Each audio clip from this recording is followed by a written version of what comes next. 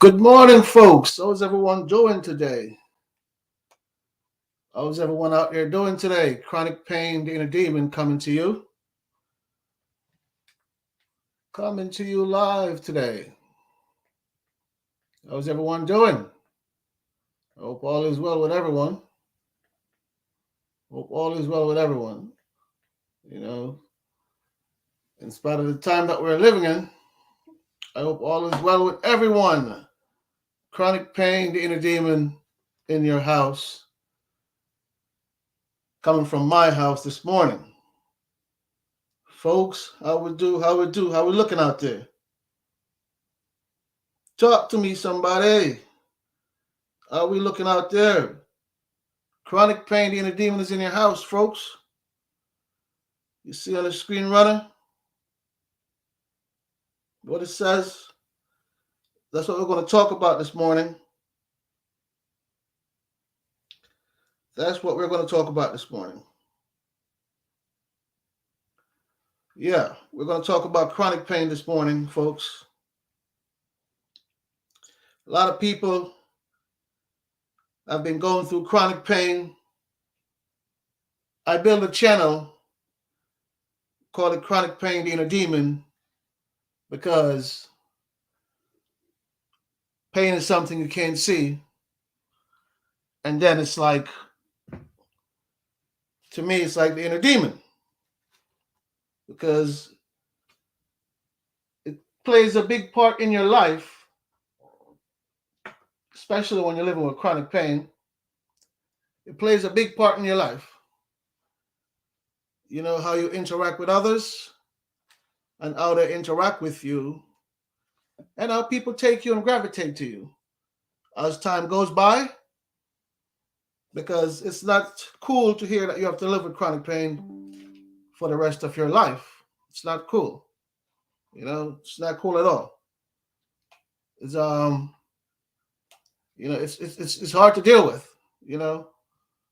Hard to deal with. Hard to swallow, hard to even imagine.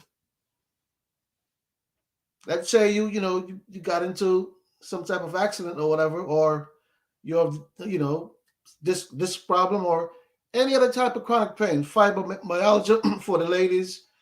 Also, you know, ladies go through labor pain, which as men, speaking for the men now, we really don't know how that feels, but only hear from the ladies. And but it's not chronic though. Labor pain is not chronic. It's something that they go through and in and out.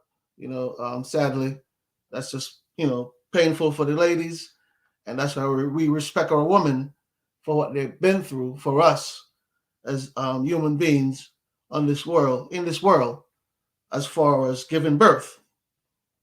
So yes, folks, chronic pain, the inner demon, coming to you this morning. What I really want to talk about, really, folks, is that the healthy world, like the world out there, people who are not living with chronic pain, the healthy world does not know how to understand what it's like living with chronic pain. You see what I'm saying? The healthy world does not understand what it's like living with chronic pain, because they don't know what it's like. They don't know what it feels like. They've never been through that before.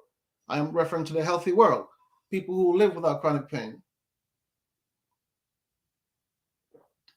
people who have a normal life and don't have to go through this 24 hours a day.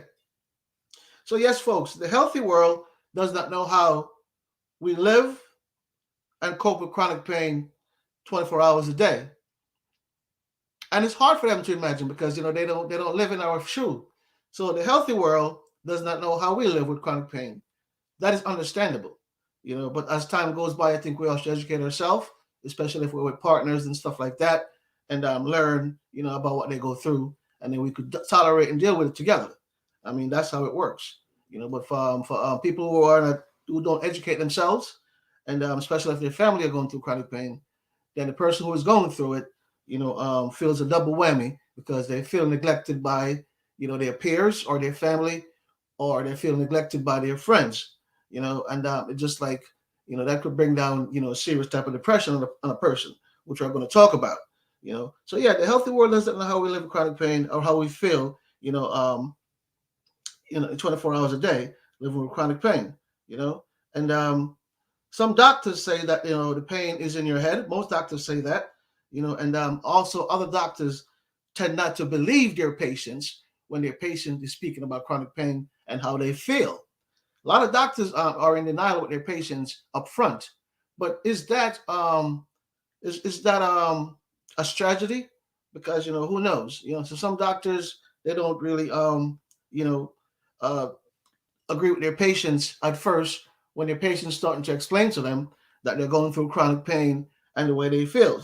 So some doctors at first don't believe their patients, and I think doctors should listen to their patients because you, the patient, could be your best doctor because you explain to the doctor how you feel, and they're going to treat you accordingly.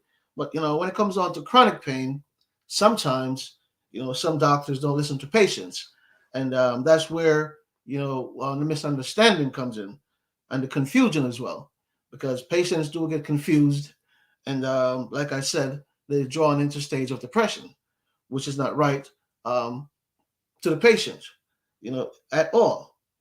So yeah, so chronic pain. Actually, sometimes chronic pain could control a big part of your life. Oh yeah, chronic pain can control a big part of your life, folks. And your day-to-day living. You know, Especially if you have a spouse, you have kids. If you have a job. Most people with serious chronic pain, they're on disability. But let's say you have to work. Because you have your own business or whatever the case may be with chronic pain. That's hell. Because I'm just taking from a person that's living with it and that's going through it 24 hours a day. Because any little thing you do just erupts that pain, and that it's like hot lava that's going through your body all over. And especially if you live with things like what I live with when it comes on to like neuropathy, and stuff like that. But from my chronic pain, from my experience, I had a car accident. So yes, I had the numbness in my legs and stuff like that when I went to the ER. But the first day, I didn't think I was that seriously injured, and then I had to go through a series of stuff which I'm going to talk about. But let's talk about how dealing with chronic pain and how um, sometimes we could be so isolated from others, because it also bring on isolation, folks, because you tend to not feeling well, and by trying to explain to others, and if they don't understand it, then it's hard for them as well because we can't see pain. So when a person don't really understand you or can't agree with what you're saying, then we find ourselves isolating ourselves from everybody because we tend to figure nobody understands us. And I do understand that because you can't see pain. You cannot see pain. No matter how a person try to measure the scale from 1 to 10, and even if you try to give them a figure, then you really can't see pain. So it's kind of hard to deal with and to treat at the same time. But moderate exercise and stuff like that. After surgery, physical therapy, some things will help you. Down the line. We just have to willing to try and not give up. And you never know where that might take us. You know what I mean? Never know. So yes, folks. So once again, chronic pain could take control of much of our life and of or much of our quality of life, our day-to-day living. Can you imagine chronic pain controls most of your day-to-day living? Just think about that. Chronic pain controls most of your day-to-day living, folks. Can you imagine that? You know, you have to be so delicate about what you do. If you're driving a car, you've been so you're just looking around because you feel so tense because you don't really want no one to run into your vehicle. So even if you're driving, you feel so tense because you're living with chronic pain, and there's the fear of anything else added to what you're feeling.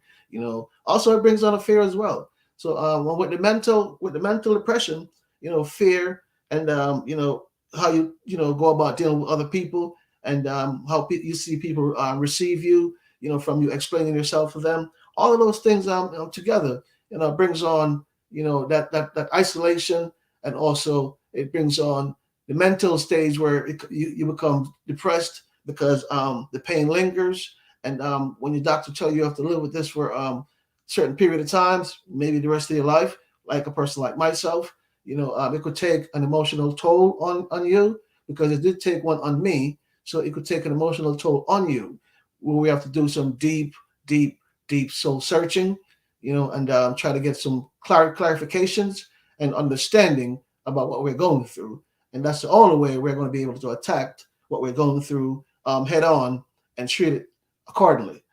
So that's just from me and my experience and how I deal with my chronic pain, and also the year to year challenge that I have. And I still try to deal with it because never give up. We're never giving up. So, yes, folks. So, we spoke about the depression that really comes from chronic pain. That's, like I said, for some people, it brings on major depression. Number one, people in chronic pain taking all sorts of medication. You might find relief here, but then other parts, you're having issues. Or you might find some type of relief, and you're saying to yourself, how come I'm not totally relieved from the pain medication? And in your mind, you might think the medication is not working, but it's just that, the pain scale is so high, the pain just taper off, the medication just taper off what it could, and then we have to live with the rest of it. And that's just pretty much my opinion of that, because sometimes, that's how people get to abuse medication, which is totally wrong because they're just taking because they figure the doses that the doctor said to take, oh, that didn't work. So they're going to add more to it and add more to it. And it just keep going on and it becomes more frequent um, on a more repetitive scale. And then there comes the addiction. You have to be able to learn how to take your medication, take your medication as prescribed, and just stay on top of that because we don't want no form of nothing to happen to no one else, especially when you're going through chronic pain. So stay on top of your medication, folks, because it's very easy sometimes to get misled, and because you're going through the chronic pain, not thinking straight, and you find yourself taking more medication that you're supposed to or you're prescribed. So always pay attention to how you take your medication because when you're in a state of depression, like I said, sometimes you don't think clear. So please, if you don't really know how to take them, you have all these little. You go into any CVS or Walgreens, they have these little boxes with numbers on them, these little cases with numbers on them from Monday to for 7 days of the week, and you try to figure out, make sure you put for each day, so you stay on top of that because it's very dangerous out there right now with the opioid epidemic and all the stuff that's going on. A lot of OD that's going on, and that's becoming very very frequent, and we have to try to cut that down. Because we can. Yes, we can. So yes, folks. The depression because it brings a major state of depression because for some people, you know, they might think it's a joke, because they've never been through chronic pain, and you try to explain it to them. So sometimes you see all these type of smirk on their face, and you get turned off from trying to explain yourself. And also it's because of understanding. So we have to put ourselves in their shoes. But if it's a person that you deal with, like say a friend, family member, or your partner, eventually I think they should get it if you explain it to them, on a few different occasions, in different ways where they could get it. Because we do need people around us. We do need family support, friend support, and also support from our kids all overall. We do need that because chronic pain can put you in a wheelchair. Like I said, it's very hard to deal with. Especially when it hits you on a hard scale. It's like hot lava going through your body. Especially in my case, I could speak for myself. It's just like hot lava going through my body, where the pain just radiates, all the way down, my legs, the burning in my feet, and all that type of different signal that's sending, throughout my body. Just sometimes could drive me absolutely crazy. So I know for you, it does the same because it's no joke. I mean, it's no joke, and it's very hard to deal with. And that's why I'm saying for anyone who are going through chronic pain, I advise their family members, friends, or their spouse, or husband or wife, or their mate. Just look at a couple of videos on chronic pain, different people's opinion, and how people address and how people deal with people with chronic pain, and then you'll get a better understanding of what that person is going through, and you'll give it a better approach. Because sometimes ignorance is a hell of a thing. Yeah, ignorance is a hell of a thing.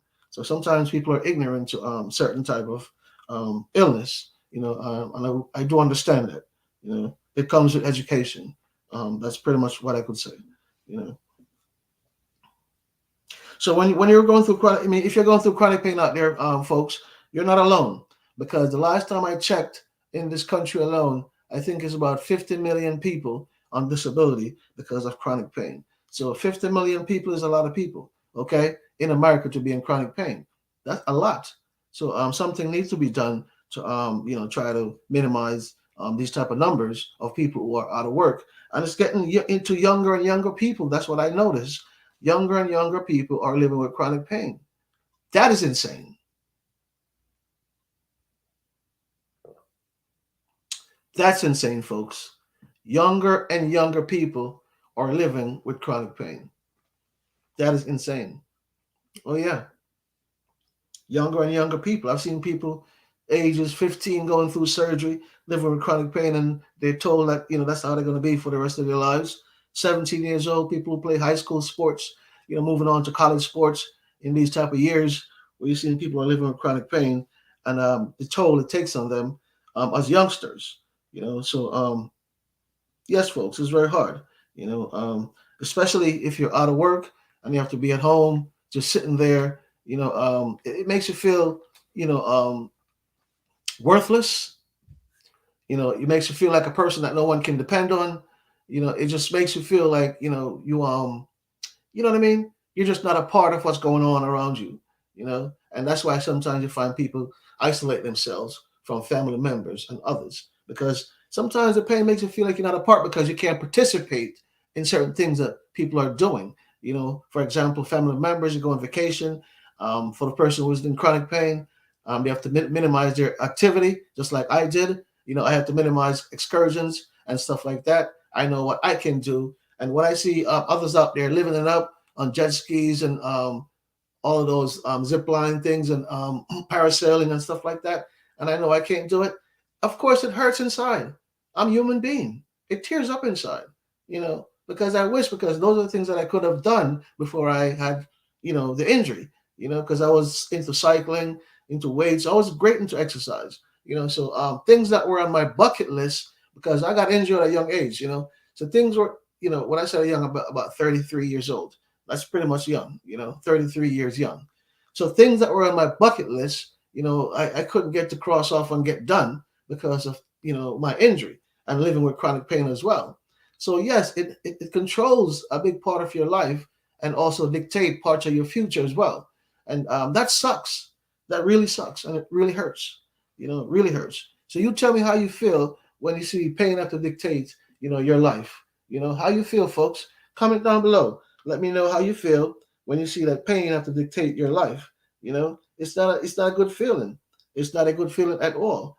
When you have to look at pain and see how it dictates your life. You know, it's crazy, man. Crazy, crazy, crazy, crazy. But we live it. We live it. And for the ones who live with chronic pain, they could tell others, how it is, because it's not cool. It's not easy. It's tough living with it, and we try our best on a daily scale. Try our best to just to keep up. Try to keep up. Let me say that. Try to keep up, because that's all we could try to do. Try to keep up. So that's what we try to do. We try to keep up with others, and then that also um, help us to injure ourselves sometimes more, because we're trying to keep up. And we're not thinking about what we can do, or or capability. We're just looking at, oh my God, he could do this, so let me try. And then that's when you injure yourself, because you're forcing yourself to be a part of what you can't do. So that's why we have to be careful when you live with chronic pain. Learn how to minimize things, and learn how to simplify, and also don't follow others what they do if you can't do what they do.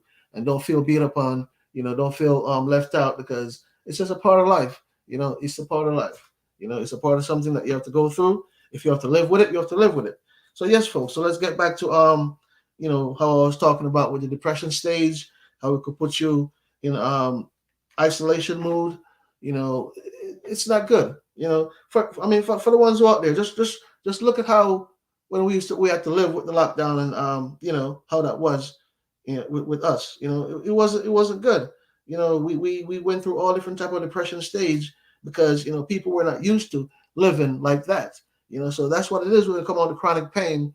Because you're going from a person that's living normal to a person who have to live. It's like you're trapped in somebody else's body. Like you go through your injury, and things just start going downhill. So you tend to try to crave how you feel before your injury. Because if you feel so trapped and you work so hard to come back, to where at least you were, or where you could sustain some type of mobility, and then you see how your mobility becomes depreciating, and that takes a toll on you as a person. If you were a person that likes to exercise and do moderate things, because that also plays a thing in my mind when I realized that I couldn't do half of the things that I used to do. Of course it bothers me. It troubles me up until today. So when I see people out there doing things that I know I could do and I used to do, and I can't do it anymore,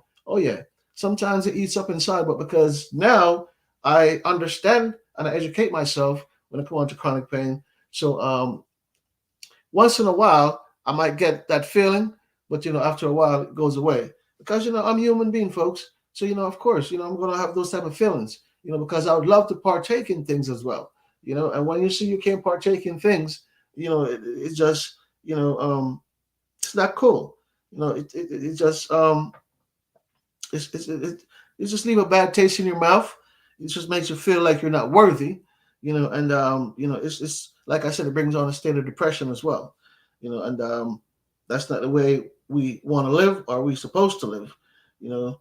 So that's why I said the healthy world can never understand what we feel, people who are living with chronic pain. The healthy world cannot understand, and we have to give them that pass until they try to educate themselves, and try to get on board, because it takes time for people, because it takes time for us who are going through chronic pain to understand ourselves, to learn the new body that we have to live with and live in, and learn how to discipline ourselves with these type of new injuries that we sustain, because that's just how it goes. You have to learn how to discipline yourself to deal with this type of injury that you sustain, because it comes with discipline. It comes with discipline. We have to discipline ourselves, because if we don't discipline ourselves, we're going to hurt ourselves even more. That's the thing about chronic pain. You have to discipline yourself, especially when you're living with chronic pain. Discipline what you do, discipline how you move, you know. It's all about how you discipline yourself. You see what I'm saying? You do the moderate exercise. Yes, you're going to feel pain. You have to learn to live with a certain type of pain. Now, yes, if you live with chronic pain, you're going to feel a certain type of way. But it's all about how you discipline yourself, and you understand what you're going through. You educate yourself about what you're going through. Because that's the biggest part about it, when you understand. So that's why when it brings on all this type of mental depression, it's good to see a psychiatrist or a psychologist, like I did, because it's you have to look at now. It's been 17 years for me, and every so often I still have to see the psychologist, because I still need someone to talk to, you know what I mean, just to unload what I'm going through, because you can't really keep it up, not forever, especially if you don't have family members to share it with, you know what I mean, or a mate or a partner to talk to, one on one. You're happy sometimes to see your counselor, because you get to speak to them about what you're going through, and they have the understanding, so they relate to you, and then it makes you feel, at least it takes a weight off your shoulder. You know what I mean? Because at least you feel I'm not alone. Because they ensure you that there are other people around this world who are feeling like you, and even worse than you, are going through things even worse than you. Because sometimes we're going through all these type of pain, we ask ourselves, why me? I remember when I asked myself why me a couple of times in a couple of my sessions with my psychiatrist, my psychologist slash psychiatrist. I work with two of them. And one day she said to me, Raymond, why not you? And I was like, excuse me? She said, you keep saying why me, but why not you? I thought about that for a while. I did. Because I didn't know how to answer her. I thought about it. I'm like, I don't know.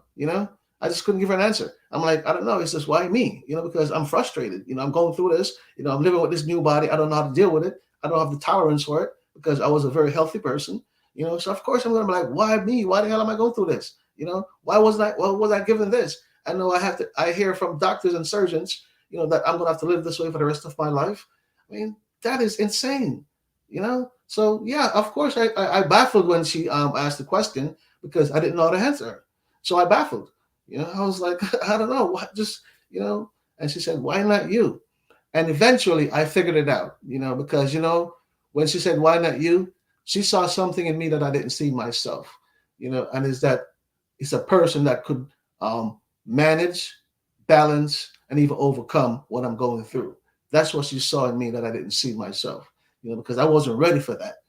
I wasn't ready to accept the fact that what I am going through this, and this is the way I'm going to live for the rest of my life. So let me prepare my mind mentally, and my body physically, so I could tolerate and deal with what I'm going through.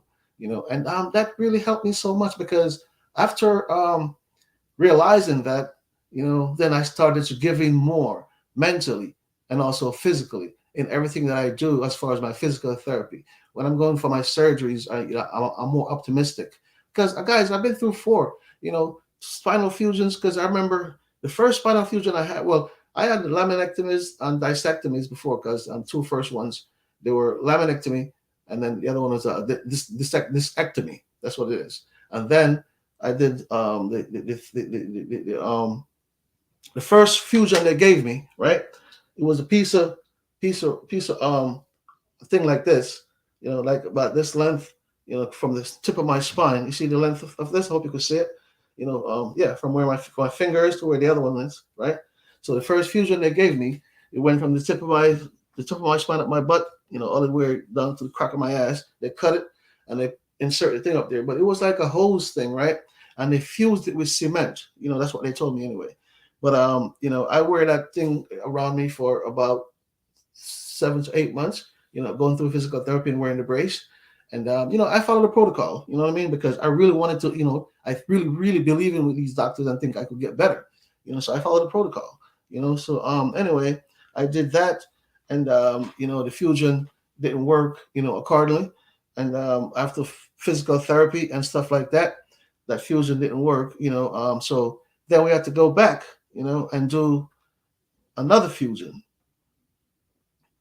And this is like about a year and a half after, going through physical therapy, things ain't working out. So it's like about a year and a year after, I went through the second spinal fusion.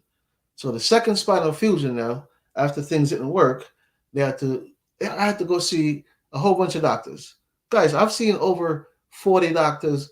I'm talking about neurosurgeons, counselors, all different type of doctors, that they sent me to see just to make sure I'm geared up. Because my last fusion, I was actually a guinea pig in New Jersey for that fusion. Yeah, I was a guinea pig in New Jersey because I was like the number eighth person in the country to have that fusion, when the fusion took place at Hackensack Medical Center. God bless Hackensack. I worked there, guys, believe it or not, and then I was a patient there as well. Look at that, right? The same hospital that I work, I was a patient, but I know it's a great hospital, so and I know I was in good hands. So yeah, that was a little bit more comfort, for me because I knew my surgeons, before I even went in to have surgery. I knew of them by seeing them in the hospital, talking with them, and yeah, communicating with them. So, and also when you work in the hospital, you get to know all the better surgeons, the top surgeons around you. You know what I mean? You get to know all the top surgeons, the top neurosurgeons, the top all these type of surgeons, orthopedic surgeons, the top heart surgeons, cardio surgeons. So yes, you get to know all these, great and wonderful surgeons. So for me, I felt, great because I figure I'm in good hands. But the fact remains is that, I couldn't get better fast enough. So the second fusion that they did after a year and a half, the first one, the second fusion, then they had to cut from the stomach, from the front, because the back, they had cut the back so much, it developed so much scar tissue, so they couldn't go back there anymore. So they had to cut the front, cut the front. And when they cut the front, the stomach, they took away the intestine, moved it away and build a wall, So they gave me two plates, one on this side, one on this side, and also two cages, one on this side, one on this side, right? And then the cadaver that comes down, and then the screws, that screws me up, and yeah, so that's pretty much how the last fusion went. And I'm going through now. um I want to say probably about 14 years now. You know, I'm going through where I did that last fusion, and I remember one of the doctor I saw, after that fusion, I'm doing my rehabilitation, and I still live with all these symptoms. But even though the last fusion made me feel better than the first one, so I was grateful, because the first fusion I was in so much pain I couldn't sit down. That's how much hurt it hurt. I couldn't sit in a chair. I sit in a chair for a few minutes. I have to get up and walk around. That's how bad it felt. You know, and I'm telling you, it just felt like I just want to die. I just want to jump off a building. Yeah, it's not easy, folks. I remember one time, true story. When I was married at the time, my wife and I we went to a family wedding, right, in New Jersey. We were in New Jersey. We At the time we had moved out of New Jersey, living to Florida, and then we flew up to New Jersey for a wedding. Got to the wedding, had a great time. Went to the reception, had a great time. But people are on the floor moving around and whatever, and I feel like I could go out there and move myself around a bit. The following morning, when I had to take that flight home, my wife at the time, she had to push me in a wheelchair to the airplane because I couldn't walk. That's how serious it got. And that was my first time experiencing that part of, what I had to go through. You know, I couldn't walk to the airplane. She had to push me through the Philadelphia airport all the way to the airplane. When I got on the airplane, I sat. I couldn't wait for the airplane to take off. The plane took off, bound to Florida. I couldn't wait till the plane get to Florida. I'm in the air, pacing the aisle back and forth in the plane. One thing came across my mind at that time, and I'm not ashamed to say it. I'm going to say it because I do understand when you're going through chronic pain and when it hits you the worst in your core. At times, you just get certain thoughts and like, man, listen. I said to myself, I wish at the time when the pain was hitting me in the airplane, by pacing and I'm pacing and I'm trying. I remember I said, I wish they could just open the door so I could just jump out. Yeah, I felt like I want to jump out the airplane. Seriously, I felt like if they open the door, I would jump out the airplane. Yeah, because I just couldn't. It was just too much. And that's how I felt. I just felt like if they open the door for me, I just jump right out and just free fall. Yeah. Oh yeah, that's where the pain brought me to a very dark place in my life. So that's why it's good to learn to understand what you're going through when you're going through it, because if you're without understanding, then how you going to tolerate and also deal with what you're going through. So yeah, that day I tell you was the second time I felt like doing something to myself. The first time I remember I spoke about in previous videos that I felt like I want to run my vehicle in a brick wall, and that's when I was going to see my neurosurgeons, back after my first spinal fusion. And no, actually, no, my first, yeah, after the first after the second discectomy. I told him I felt like I want to run my vehicle in a brick wall, and that's how bad the pain was. And then he sent me to see the psychiatrist. That's how I started seeing a psychiatrist. Yeah, so yeah, I told the surgeon, I said, I feel like I want to run my vehicle in a brick wall, because I just couldn't take it anymore. My legs hurt so much, I couldn't take it. I just couldn't take it. I told him I was going to get a shotgun. I'm going to blow my legs off, you know. And he looked at me like, "What?" I said, "Yeah." I said, "I'm going to get a shotgun. I'm going to blow my legs up because they hurt so much. I can't take it." So that's why sometimes when you talk about the pain level from scale 1 to 10, um, I don't know. I think they need to redo that, when it comes on to pain scale, because I'm telling you, I think I've touched like a 20 or a 30 before my pain scale. Like I said, hurt. I mean, hurt, like seriously hurt. So when they ask about the pain scale, the definition from 1 to 10, I mean, I think they need to go from 1 to 20, because what I felt and what I've been through, that wasn't no 10. That was, I mean, enormous amount of pain, enormous amount of pain. I don't even know how I got through it, and still going through it.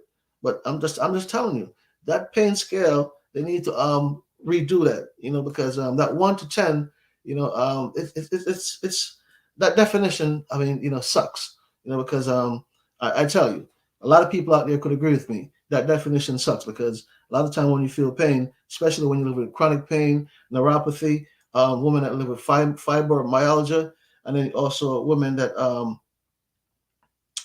have to do hysterectomy because of all the other stuff that they deal with. So yes, a lot of people out there live with tremendous amount of pain, tremendous amount of pain. So when it comes down to naming the pain scale from 1 to 10, it's you have room right there, to rebuttal, because hey, come on, how dare you tell me? Because I'm telling you, this is way past 10. So I have room to rebuttal. That's what they left me with, room to rebuttal. You know what I mean? Yeah, room to rebuttal because I'm like, listen, this pain is way past a 10. Way past a 10. You know what I mean? So when sometimes when they look at me and they say that I'm looking at them like, are you crazy? Do you know how much pain I'm feeling right now? I'm like, do you know how I feel right now? You know, they give you from a scale of 1 to 10. 1 to 10. What's your pain scale? Can you rate the pain for me? 1 to 10. 1, 2, 3, 4, 5, 6, 7, 8, 9, 10. Nah, it's more than that. Sometimes it's more than that, because how you gonna just put a pain? That means they put right there. They're putting a level on something you can't see. Because if you're gonna put a scale on something you can't see, then that's hard. So there's room for you to rebuttal on that. Because that needs some explanation, at least some more explanation, or they might have to work on that pain scale number, maybe from 1 to 20, or maybe even go from 1 to 50. I don't know, because with chronic pain these days, some days, I mean, for some people, it's worse than worse. Because for me, if I didn't leave New Jersey and come to Florida, I didn't know how I would deal with life. Because I had to relocate, man. I had to readjust and relocate. You know, from where I was living, sell my house and everything. So it was a big transition for me to make. It took a few years, but I finally did it. And I'm telling you. So it's not funny, folks, because sometimes family members drift away from you when you're going through chronic pain. Sometimes, yeah, family members drift away from you because they can't understand what you're going through. For one thing, they can't see it, so they can't understand it. You know, so sometimes family members drift away from you as well. And that also puts you in a depressive mood. That puts you also in a depressive mood when you see people start drifting away from you. Family members drifting away here and there. People misunderstanding you. People treating you poorly. It's not like we're here looking for sympathy. It's just that I want to actually try to figure out and try to help me with what I'm going through as far as mentally on a mental level. You could help me so much on a mental level if we even just could talk one on one. I'm talking about family members, our spouse, stuff like that. So mentally, we could help people so much when they're going through chronic pain because we can. Because just by talking about it, to other people, with other people, it's a tremendous amount of help. Yeah, just by talking about it, it's a tremendous amount of help.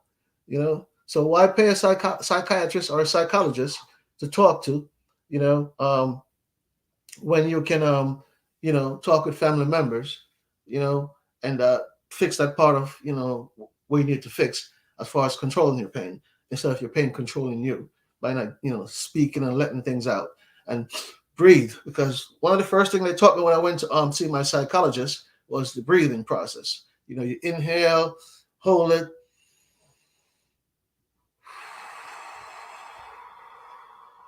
bring it through your mouth. I tell you, I mean, that just released the tension that I was feeling on my way up to see my psychologist, right? So, she had me breathe because, I guess she saw me just huffing and puffing, walking around, trying to get to her that day. So she sat me down and gave me some breathing exercise to do, and it helps all that tight feeling, that I was feeling, So I was able to sit down and go through that session.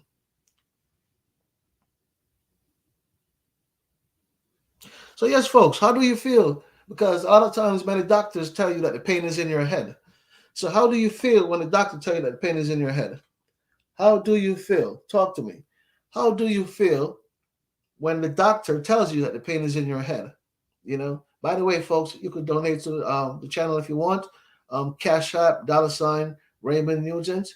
I accept donations, so you could donate to the channel, or you could, hit me a super chat, and also share the videos, like the video, and leave your comments as well. Much appreciated. Much appreciated in advance. So yes, folks. When a doctor is telling you that your pain is in your head, that even makes you feel more upset, isn't it? It makes you feel more upset.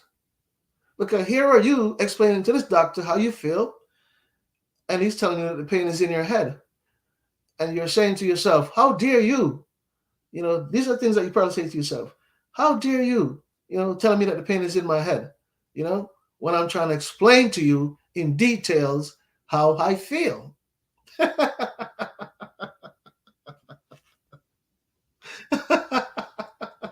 I have to laugh, but it's true. You explain to the doctor how you feel, and they're going to tell you the pain is in your head. All that feeling that you're feeling, all that running across your body, all the burning in your feet, all the pain that radiates down your leg, all the way your back feel, because your back is hurting so much, all that stuff, and they said it's coming from your head. I'm sure at first a lot of people look at them like, what? Yeah, they said it's coming from your head, right? No, it's in your head. I'm sorry, a part of the brain, where the pain store, I guess. So yeah, that part of it got activated because I guess because of, I don't know, blood flow or anything like that. Who knows? But they said it's in your head. So yeah, it took a while for me to understand that. I didn't say I believe it, but I said it took a while for me to understand it. You know, yeah. So it took a while for me to understand that the pain is actually in my head. You know, it took a while because I'm like, come on, are you serious? But that's what he said. The pain is in your head. Yeah, the pain is in your head. That's what the doctor says, huh? The pain is in your head. Ow! If I laugh, I cry. You hear me, folks? If I laugh, I cry. Chronic pain, the inner demon coming to you, man. Spitting all this, great knowledge to you, man. Like and support the machine. Yeah. So, yes, folks. So, how you feel when the doctor tell you that the pain is in your head? For example, your head, your back hurt tremendously. You know, back pain just hurting that you can't tolerate it, and you go to the doctor, explain to the doctor how you feel, where the pain is at, and he's going to tell you it's coming from your head. It's actually in your head. You know, and exactly on your body where it hurts. It takes a while to understand that. I didn't say I believe it, but it takes a while to understand that type of statement. In their medical term, they know what they're saying. But for regular people like you and I who are living with chronic pain, we are like, what? It's just like when I was on all these high medication 15 years ago. The Vicodin, the high Percocet, this, to that, you know, the fentanyl patch when they came out, all of those things. And I even asked these doctors, are these things addictive? They look at me straight in my eye, tell me no. Oh yeah. The way the drugs peddle in because they know in the pharmaceutical industry, but they know who to prey on because they know your insurance is going to pay for it. So they just refer, the doctor just refer you to anything that comes through that door, because I'm sure they're probably getting a kickback allegedly from this pharmaceutical company. Who knows? So they push all the medication that they could push on you. And you as a patient not really thinking clearly, then you get addicted. The truth, when I asked my psychologist about that, she looked at me and she asked me why I asked that question. And I was very honest with her. I said to her, because my neurosurgeon told me that these are not addicted. That's what he told me. And she looked at me and said to me, Mr. Nugent, you know better, right? I said, sure. She said, those are addicted. Their medications are addicted. So, and she's an Indian doctor too, from India. She had nothing to lose. She wasn't lying. She had no reason to lie. You know, she told me, she said, listen, those things are addicted. You know, no listen to what people say. They're addicted. And I believe her because I've seen the addiction, from being around people or, hear about it or, read about it, you know. Yeah. So, yes, folks. So going through chronic pain without the world don't understand, it's a double whammy. Because people who don't understand what you're going through, it just makes it harder for you to even tolerate and deal with society. Because for one, like I said, you can't see pain, right? And number two, you try to explain how you feel to a person. Number three, they don't really get it. They don't really get it because it's hard to comprehend. Because sometimes they see the body, the outside look, there's no cut, there's no wound on the outside, there's nothing on the outside, right? No visible wounds, nothing to show them that, hey, I got maybe my head split in two. See, I'm going through pain. Or I got one of my hand cut off. I'm going through pain. Nothing. So when you try to explain to them what you're going through, I understand it's hard to digest.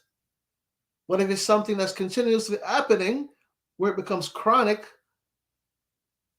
if this is a family member or a spouse or a mate, you have to get some understanding.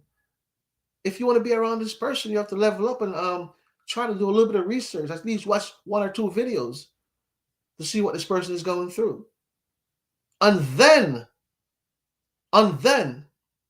you guys will be able to have greater conversation. I might be more open to you as far as what I'm going through. That could help me so much mentally. So much. Just by talking to you. By you watching two videos and trying to understand a little bit about what chronic pain is. Then you readjust your thoughts.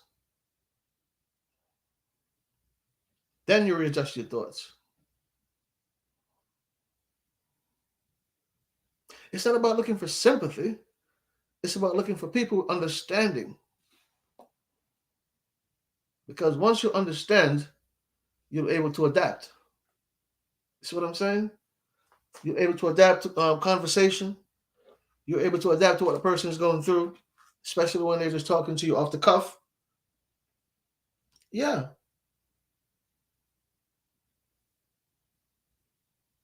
It's not easy, folks, but we can do it. It's not easy, but we can do it. We can do it because I've seen it done. It's just that we need to find some type of resolution for chronic pain. Because there are so many people going through this, so we need to find some type of resolution for chronic pain. You remember Christopher Reeve? He lobbied for the stem cell research in the George Bush era. They were working on it. Then for some reason it stopped. Then the Obama administration picked it up.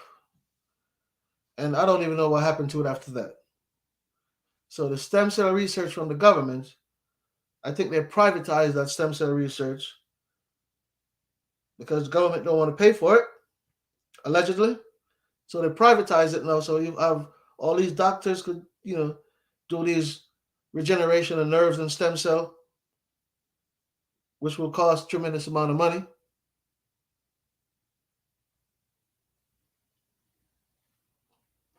Yeah. It's tough. Not easy. Not easy for folks who are living with chronic pain.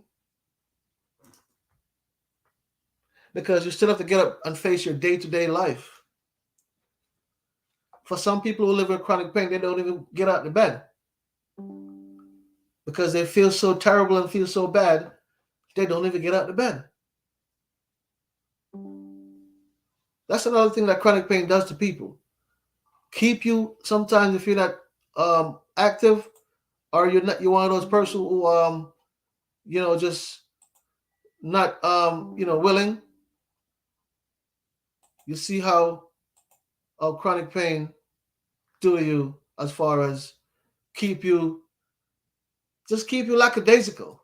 You know, when you're going through chronic pain, you have to stay focused, stay physical, stay mindful, understand your entire body, what you're going through, understand your feelings, set your goals. Don't be afraid to set goals if you're living with chronic pain, because you never know with moderate exercise and different type of treatments. Like herbal treatments. Because herbal treatment works great for me, but I can't recommend it. You know, it's not legal for me to recommend it over the computer, but it works great for me. Herbal treatments took me off so much medication, and I'm talking about strong medication. With herbal treatment, I came from Vicodin. I stopped taking Percocet with herbal treatment. You know, I don't need no what do you call that fentanyl patch that they used to give you. With herbal treatments. You know what I mean? Just herbal treatment, and I go walking. And when I said herbal treatment, I'm talking about cannabis. You know what I mean? Yeah, the cannabis treatment. Because what I realized from a patient's point of view, someone who's living with chronic pain and going through it, when I used to take the medication for chronic pain, right? It didn't work as fast. You see what I'm saying? It didn't work as fast, you know? And until I start, realize when I smoke a bit, it works so fast and attack the nervous system within less than a minute. I feel, you know, how the pain is, alleviating from my body. I started to feel relief.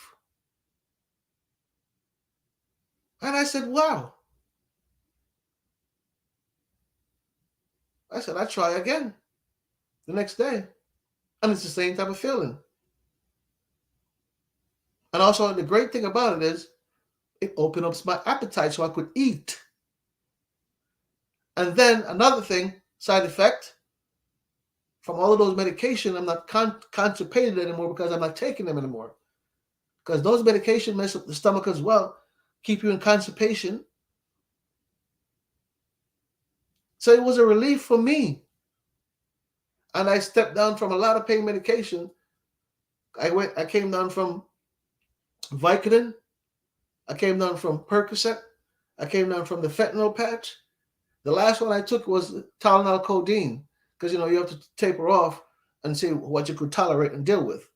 And from I started, smoking a little bit of cannabis, I told the pain management doctor, I said, listen, I don't want the Tylenol codeine no more. You could keep that. I found something that could work for me and I could manage and still have my day to day life. You know what I mean? Because even when I take your stuff, I still feel a certain type of pain. It doesn't go away permanently. When I smoke, it doesn't go away permanently, but at least I feel better than when I take the pain medication. When I say better, I mean like I'm not constipated, I'm not bloated, my appetite is open, my mental state is more balanced, I interact with people more. That's a hell of a lot that was lost that I gained back.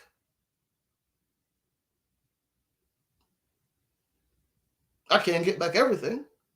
I understand that.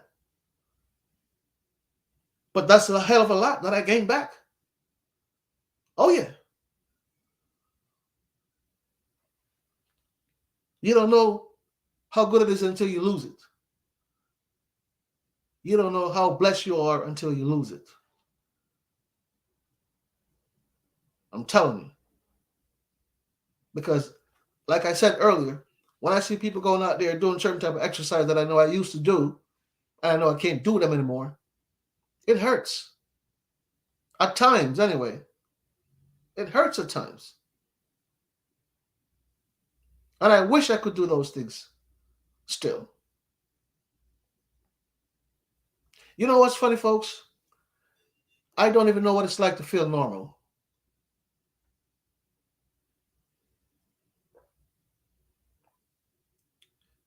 I forget what it feels like to feel normal. It's been so long for me living with chronic pain. I forget what it feels like a normal person feels like when it feels normal, when you feel normal. I forget what it feels like to just feel normal, where I don't feel no type of pain. Another thing, I remember when the surgeon said to me that I'll get used to it, and I looked at him and I said, "How the hell someone is going to get used to pain?" He said, "You'll see." That's my last surgeon, Dr. Vingan. Much love to you. He said, "You'll see." Yeah, once you get to understand what you're going through, you know, you learn to deal with it. So he was right.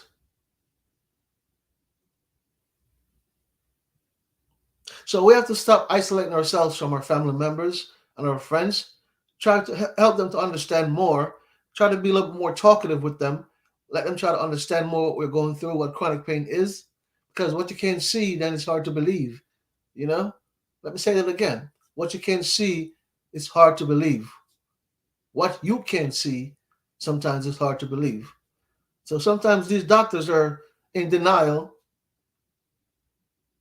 when you said to them you feel a certain type of way or the pain is at this type of scale that I can't deal with or I can't tolerate,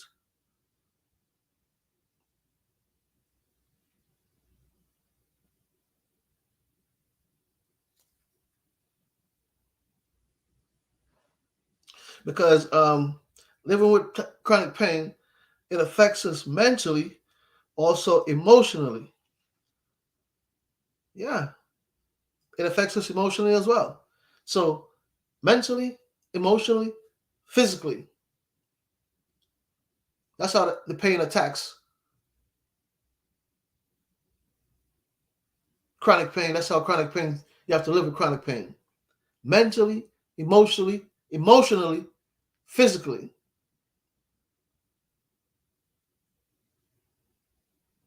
So if you have to live mentally, physically, and emotionally with chronic pain, sometimes it's hard to think. Sometimes it's hard to navigate around because you're walking in pins and needles. So it's like you're so nervous. It's like walking an eggshell. You don't want to make one misstep because one misstep and there goes the light switch, and then the rest of your day is ruined. That's how chronic pain is. You could live something wrong, and the rest of your day ruined. You could be walking up the stairs, and you just miss a step, and the rest of your day ruined. That's how chronic pain is, man. Unexpectedly, it just hits you. So I think it's just because people can't see pain. When you try to explain to them, it's hard for them to intercept. It's hard for them to understand what you're really talking about, how you're really talking about your pain, how you feel. Maybe that's why sometimes doctors just don't really give into people who are talking about pain that much. Maybe sometimes they tell you, hey, that's why, it's in your head or, and stuff like that. Or, it's sometimes they're like, it's highly unlikely you're feeling that way. Because a lot of time people look at the outside appearance, you know. What about what's going on inside?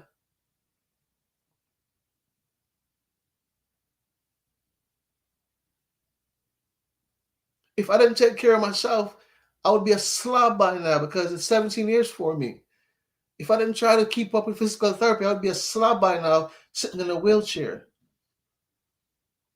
I remember the first surgery they did on me, the following morning when my surgeon came to see me in my bed, he looked at me and he said to me, "You should have been in a wheelchair. I don't even know how you're not in a wheelchair.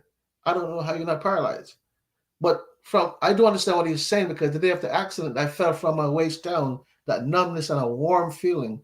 And the numbness is still there up until today, 17 years later. Both my legs, they're still numb, you know, but at least I'm walking.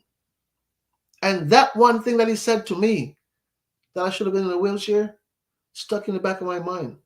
And I said, okay, I'm walking. I'm going to rehabilitate myself as much as I can and as long as I can, because I got a second chance on my 2 feet.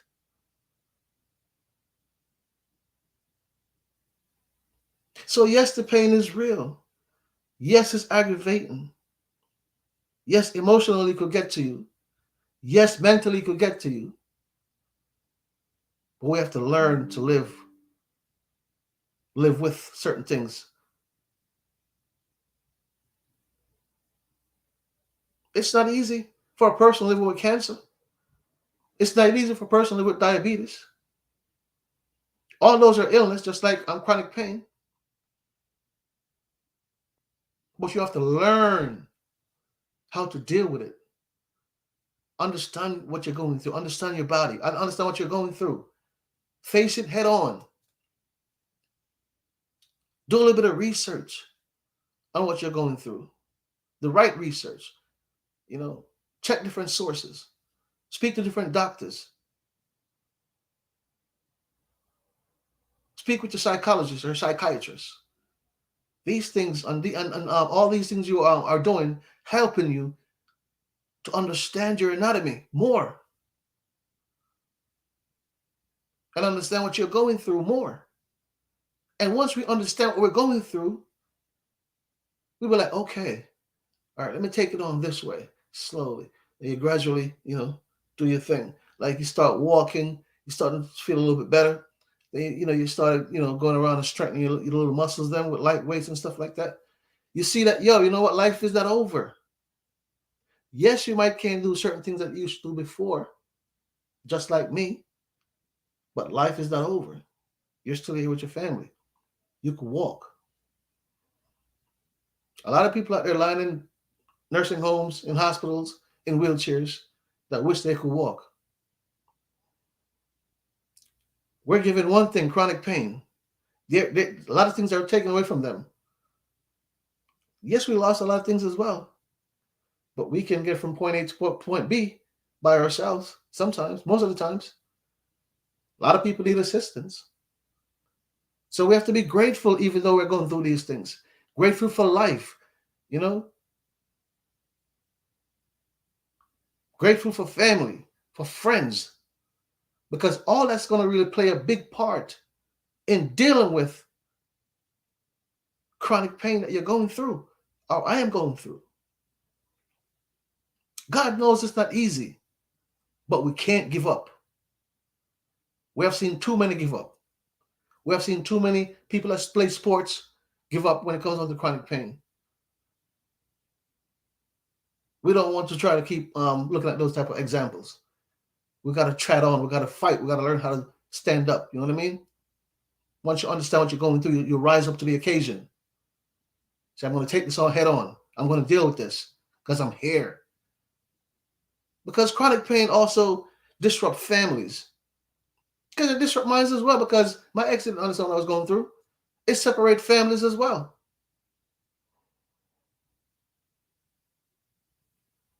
That's how serious this thing is.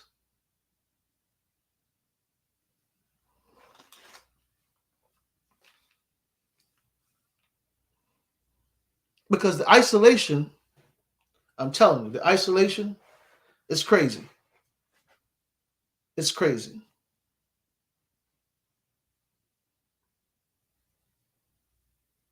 Everybody that's going through chronic pain, I'm sure, would love to go back to how you could feel normal. How you could feel normal, yeah. And then everybody that's going through chronic pain right now, tell me I'm lying. You wish to feel normal again. You'll give anything to feel normal again, because I know I would. I know I would. You'll pay anything to feel normal again, because I know I would.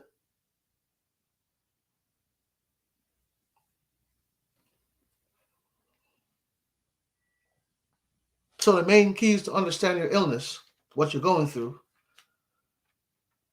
and face it head on.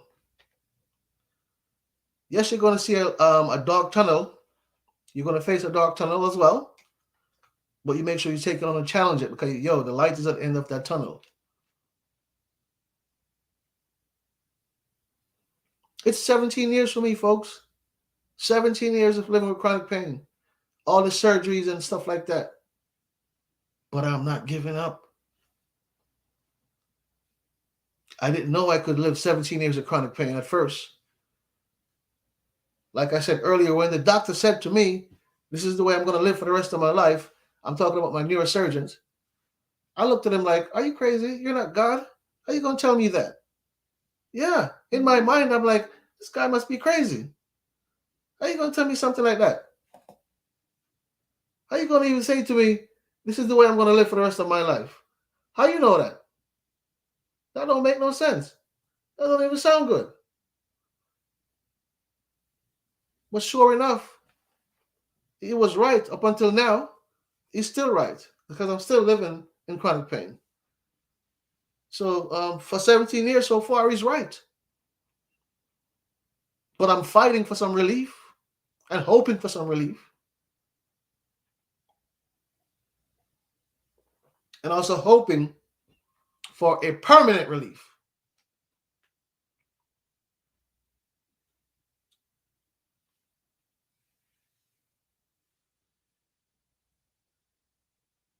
Yeah, man. 17 years living this way for me. And I don't even remember what it likes to feel normal. Folks, when I'm speaking, I'm just speaking from what I've been through. I'm not looking for sympathy. I am grateful for my life. So I'm not looking for sympathy. I'm just speaking for myself and also others who are living with chronic pain. So others can understand by just doing a little bit of research, watch a couple of videos, all these things. Just to enlighten yourself. So you can conversate with the person that's going through it. Makes it easier for them and also easier for you because at least you have an understanding.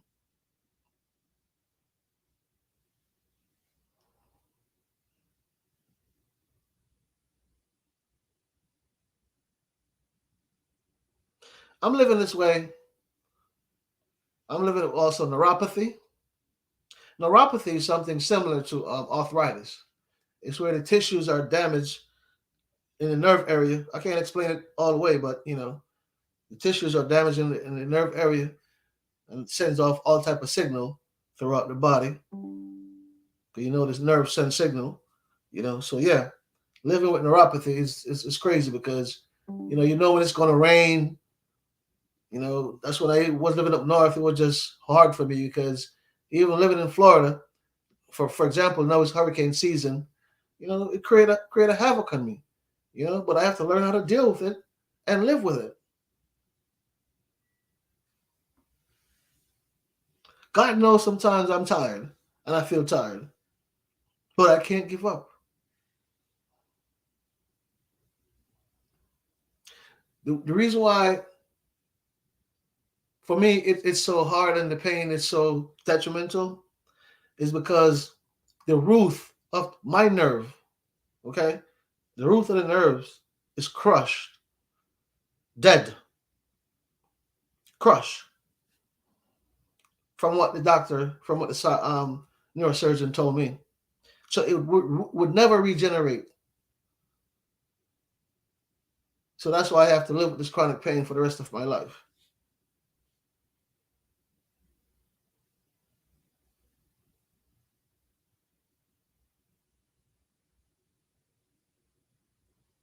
But like I said, I faced it head on, learned to understand my anatomy, learned to understand what I'm going through, and that made it easier for me to deal with my chronic illness.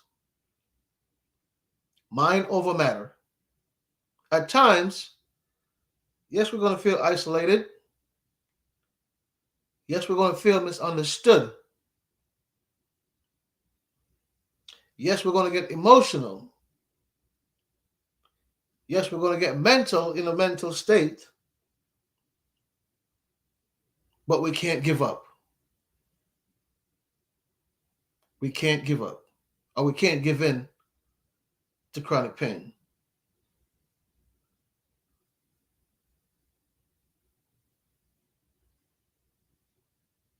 That's why I said at first, the healthy world will never understand what we who are living with chronic pain 24 hours a day go through or feels like. The healthy world would never understand. That's how I feel. The healthy world will never understand people who are living with chronic pain 24 hours a day. Never. And on that note, chronic pain getting a demon. I want to thank everyone for their support who came through, show their love. Each one teach one. Before I go, I always say, who feels it knows it. Peace.